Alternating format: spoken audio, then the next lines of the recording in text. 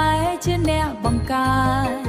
សួររឿងរបាំអប្សរាក៏របស់ខ្មែរចង់សួររឿងសិល្បៈលខោដូនតាខ្ញុំជាអ្នកបង្កើតជាតិដតីកំចង់មកយោមកដណ្ដើមខ្ញុំនេះក៏មិនប្រចង់ចូលមកខាងឆ្វេងយើងដាក់កំផែងថ្មនៅខាងឆ្វេងចង់ចូលមកខាងស្ដាំយើងដាក់កំផែងថ្មនៅខាងស្ដាំចង់ចូលមកពីមុខក៏យើងជួបគ្នាមកឈរតាំងបើសិនជាអ្នកខ្លាំងសូមចូលមករួមនឹងខ្ញុំមួយស្មើI live in Cambodia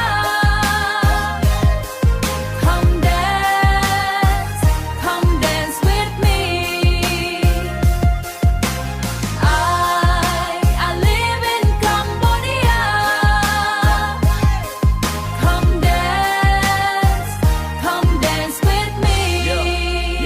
តោះយើងមកស្ដាប់សំឡេងស្គរកំពីងពូនៅពីលើមីងមិនបើលើពូពីលើយូពីលើយូប៉ងពោះកំពីងខ្ញុំចូលចិត្ត rap តែពាក្យកំ pl ៃលេងជាមួយភ្លេងបុរាណស្គរដៃកន្ទុកមិនទុកកន្ទុកយើងទុកហើយនឹងកាន់ទៀតទុក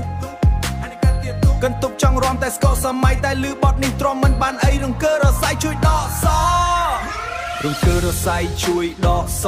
ខ្ញុំដេកយល់សងបណ្ឌដ្ឋានឯសូព្រះអន្តរឲ្យតែមកការពៀនកព្រោះអីមានខ្មាំងណែវាចង់មកយកឲ្យខ្ញុំត្រៀមខ្លួនធ្វើជាអ្នក control ខ្មែរពូជអ្នកច្បាំងណាអាអូនបើចង់ធ្វើជាចៅឯងនឹងសូនកុំចង់យកអង្គយកទៅខ្លួនអង្គនឹងចេះហោតដូចជាដ្រូនកូនខ្មែរមានឆន្ទៈហើយរឹងមាំដូចជាស្ទង